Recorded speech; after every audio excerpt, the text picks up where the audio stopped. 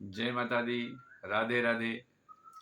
आइए हम फिर चर्चा करते हैं अपने पितरों के विषय में। शनैः शनैः हमारे ये 16 दिन का जो पितरों की सेवा का समय होता है, ये अब धीरे धीरे अंतिम समय पे पहुंच रहा है। 14 अक्टूबर को पितृ विसर्जन जिसको हम कहते हैं, इसको हम लोग बहुत ही श्रद्धा और विश्वास के साथ इस कार्य को भी संपन्न करें। इसमें कुछ लोगों को, जिनको हमारे पूर्वजों की तिथियां नहीं पता हैं कि उनका देहावसान कब हुआ, किस तारीख को हुआ, या किसी का एक्सीडेंट हुआ, या कुछ अन्य कुछ घटनाएं घटी और हमारे बीच वो नहीं है, तो उनका भी हम इस अंतिम दिवस में उनका ये संस्कार हम करते हैं, पिंडदान आदि करते हैं। और बहुत ही श्रद्धा और विश्वास के साथ अगर हम इसको करते हैं, तब मुझे अपने पितरों का आशीर्वाद प्राप्त होता है। इस दिन हम बहुत अच्छे से यथाशक्ति जितने ब्राह्मण हो सकें उनको हम सम्मान पूर्वक से बुलाएं, और बुला करके उनका हम सम्मान पूर्वक उनको आदर से बैठाएं, जलपान कराएं, तत्पश्चात उनको हम भोजन करें और यथाशक्ति दक्षिणा दे करके उनको हम सहर्ष विदा करें। विदाई के समय यदि वो ब्राह्मण आपके घर से प्रसन्न होके जाते हैं, तो आप मान लीजिए कि वो ब्राह्मण नहीं, आपके पितृ प्रसन्न होकर के जा रहे हैं। और पितृ जो जो आशीर्वाद देते हैं, तो उसको कोई काट नहीं पाता। पितरों का आशीर्वाद जिसके जीवन में है, उसके जीवन में कभी भी कोई कमी नहीं हो सकती। और पितृ अगर अरिष्ट हैं, तो कोई देवता भी उसको काट नहीं सकता। लाख मंदिर में आप सर पटक लीजिए, लेकिन पितरों का दोष अगर है तो वो उन्हीं की कृपा से ही शांत होगा, बाकी अन्य किसी उपाय से नहीं हो सकता। उन्हीं से पूजन अर्चन करेंगे, उन्हीं से निवेदन करेंगे, उन्हीं से माफी मांगेंगे, तब जाकर के हमारा पितृ को दोष समाप्त होता है। बहुत से आचार्य पंडित लोग कुंडली के माध्यम से बताते हैं कि ये आपके कुंडली में पितृ का दोष है। बहुत से कुछ ऐसे भी हैं कि कुंडली में दोष ना होते हुए भी दोष को बता देती हैं।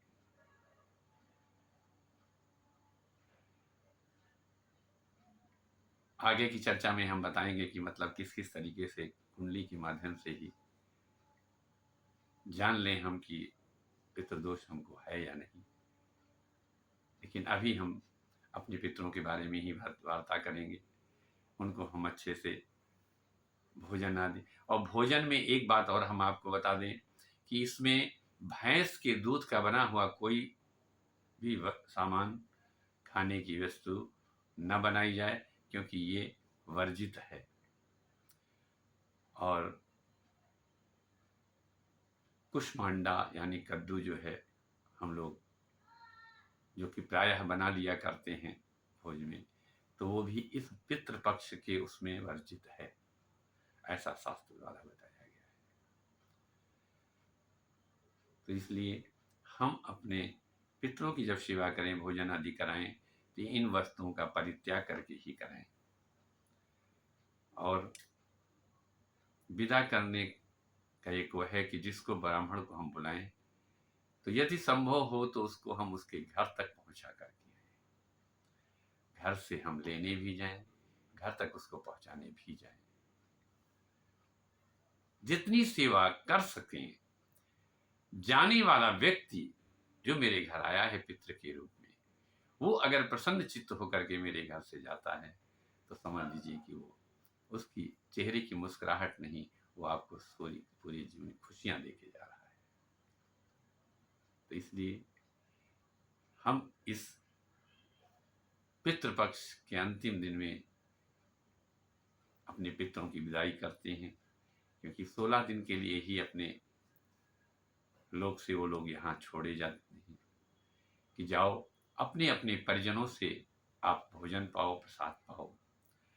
और जब यहाँ आकर के अपने परिजनों के दरवाजे पर खड़े होते हैं और सुबह से शाम तक उनको कुछ भी खाने को नहीं मिलता है, तो अंतिम दिन जब यहाँ से जाते हैं तो साथ दे करके चले जाते हैं। इसीलिए हर व्यक्ति को पितृपक्ष में अपने पितरों के लिए करना चाहिए। इसमें कहीं ये भेदभाव नहीं करना चाहिए, मैं तो छोटा हूं, मैं तो बीच का हूं, मैं बड़ा हूं। कोई भी अपने पितरों के लिए कर सकता है। सम्मान किसी को बुरा नहीं लगता। हम अगर किसी को सम्मान देते हैं, किसी का आदर करते हैं, किसी का सत्कार करते हैं, तो मुझे उसके प्रत्युत्तर में आशीर्वाद ही मिलेगा।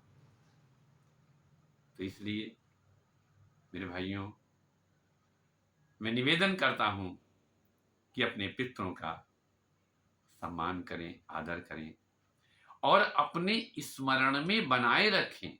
ये नहीं कि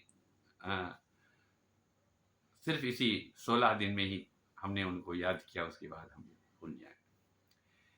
16 दिन के बाद भी कभी कभी आपने पूजन के समय आचार्यों के द्वारा सुना होगा,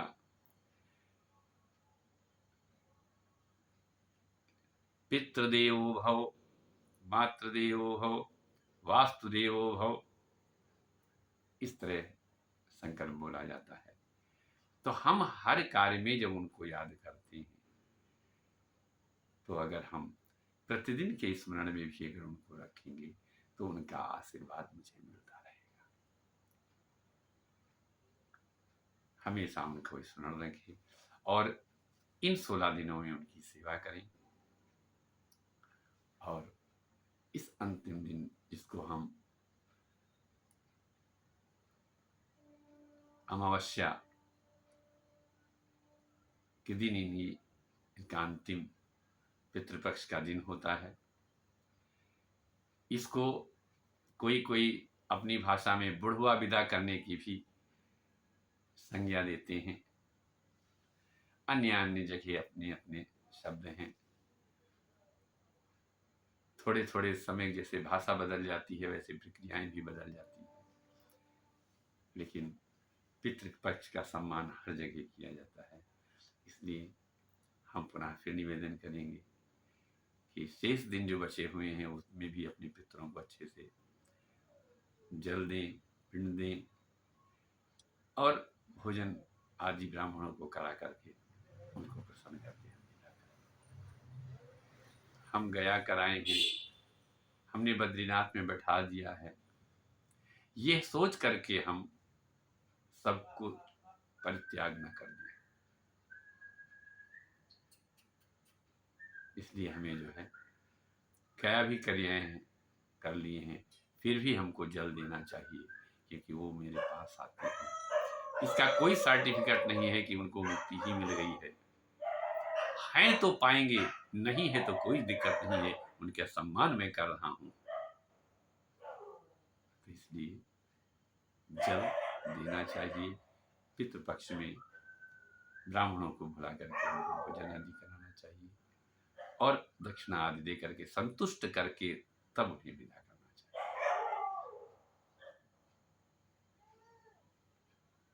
तो इसी के साथ मैं अपनी वाणी को विराम देते हुए आप सभी लोगों को पितरों का आशीर्वाद प्राप्त हो।